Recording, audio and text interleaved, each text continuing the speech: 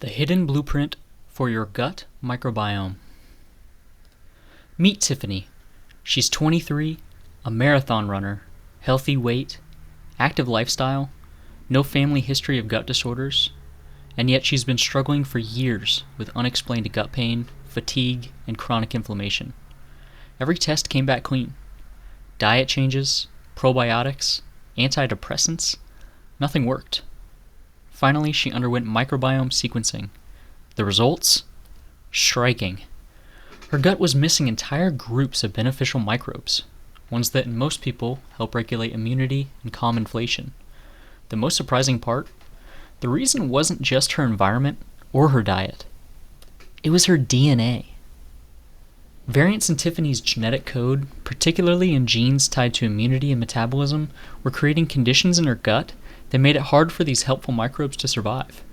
In short, her genes were unintentionally shaping a microbiome that was making her sick.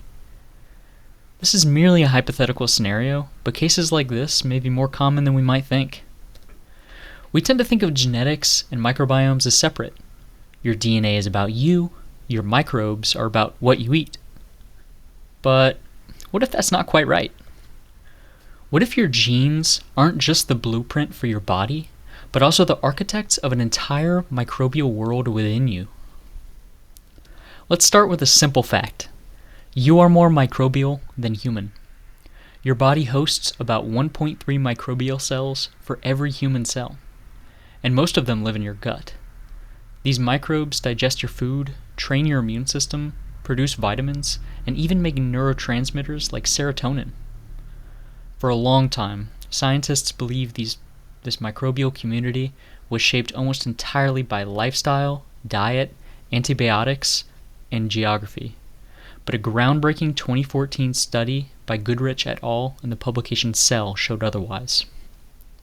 They found that certain gut bacteria, like Senalaceae, are highly heritable, meaning your genes partially determine which microbes live in your gut. Then in 2021, Kurilshikov et al.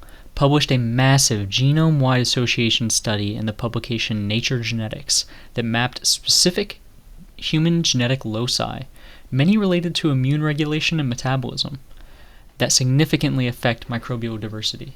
These findings suggest that our genes act like a filter, selecting for certain microbial partners and excluding others. But here's where it gets a little bit more complicated. A 2018 paper in the publication Nature by Rothschild et al. Argued that environment still plays a stronger role than genetics overall. So it's not nature versus nurture, it's both, in constant interaction. This goes way beyond Tiffany, or even gut health. We now know that imbalances in the gut microbiome are linked to a range of diseases, including inflammatory bowel disease, obesity, depression, autism, even Parkinson's. And in many of these conditions, it's the combination of genetic predisposition and microbial imbalance that triggers disease, not either one alone. In other words, your genes don't just give you blue eyes or curly hair, they help decide which microbes you carry. And those microbes may shape your brain, your immune system, and your risk of disease. So what do we do with this knowledge? We start treating ourselves as ecosystems, not just genomes. We build a new kind of medicine, one that looks at both your DNA and the microscopic guests it invites in. Imagine tailoring treatments, diets, and even mental health strategies based on not just your genes or your gut, but on how they work together. My question for you is, if we could edit genes to shape a healthy gut, should we? And who gets to decide what healthy means? This is a real dilemma that we'll soon have to face in the realm of personalized medicine. Tiffany's story isn't rare, and stories like hers are pointing us toward a future where health isn't just about curing disease, it's about understanding the hidden forces that make each of us biologically unique. Alright, thank you guys so much for watching, and I'll be happy to talk to you guys down in the comments.